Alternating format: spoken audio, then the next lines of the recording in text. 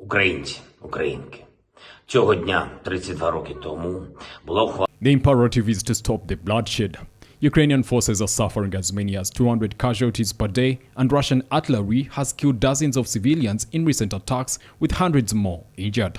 But Zelensky is also under pressure to keep the focus and support of the US and Europe allies that are being pulled away by domestic crisis, including worsening inflation, exorbitant energy prices, and fears of a global recession. Shifting political dynamics are also playing into Zelensky's curriculums. Boris Johnson has promised the strong support of the United Kingdom despite his recent resignation as Prime Minister.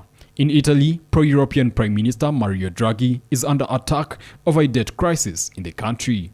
And in the US, Republicans are set to make gains in the November midterms, potentially strengthening a small but provocative group of GOP lawmakers that criticize America's support for Ukraine. Under these pressures, Zelensky is setting a 6-month timeline to get as many heavy weapons to the country as possible and push back Russian forces battling low morale and exhausted manpower. Joe Biden said in a recent op-ed that his first visit to the Middle East as president was to start a new and more promising chapter of America's engagement there. But the trip may be defined by the president's blunders and an image of him fist-bumping Saudi Arabia's Crown Prince Mohammed bin Salman. Ahead of the trip, White House aides had said that Biden would limit physical contact and avoid handshakes during the trip due to COVID-19 concerns. Those concerns appeared to fall by the wayside soon after Biden landed at Israel's Ben Gurion Airport on Wednesday, when he shook hands with former Israeli Prime Ministers Naftali Bennett and Benjamin Netanyahu.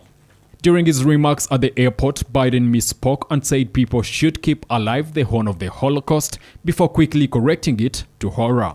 Some suggested the no-handshake policy was an effort to avoid a problematic image of Biden shaking hands with Saudi Arabia's de facto ruler when he headed to Jeddah on Friday.